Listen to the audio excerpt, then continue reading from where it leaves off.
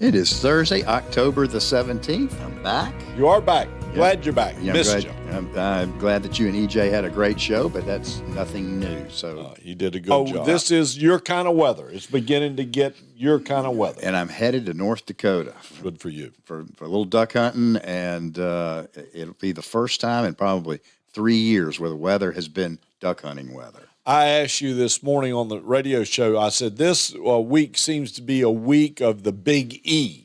And you instantly said election. Right? Yes. Yeah. It's also earnings. Earnings. A whole bunch of companies. A mass of companies. On Monday, a list of 27 companies for the week came out. As of today, another 72 are lining up.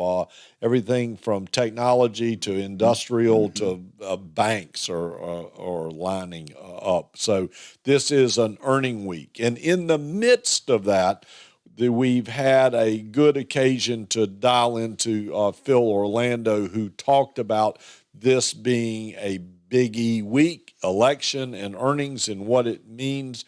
And in effect, Phil says he's anticipating a air pocket. Air pocket. That's his words. That the market, and when I say market, I mean the S&P 500 is frothy by about 18%. So they're looking for a pullback from anywhere from 5 to about 15% in the near future. He gave a run-up of why that's occurring, everything from records being set in the large cap, the S&P and the Dow, good meetings coming out of Jackson Hole, anticipation of a rate cut by the Fed, a 50 basis rate cut by the Fed, PE, price to earning ratios, getting ahead of themselves in a kind of a... Spending is slowing down, although we did see retail sales up more than anticipated today. But overall, the consumer is a little fatigued. Back to school sales were not nearly where they wanted them to be. I think it was the worst back to school session since 15, 20 years. And he pointed out that might, plus a Halloween, could potentially lead to a poor Christmas. Typically, they go hand in hand. And if they have those three bad or lower selling seasons, that could have the effect of the economy. And then the other thing he is pointing out is how sticky inflation is still remaining.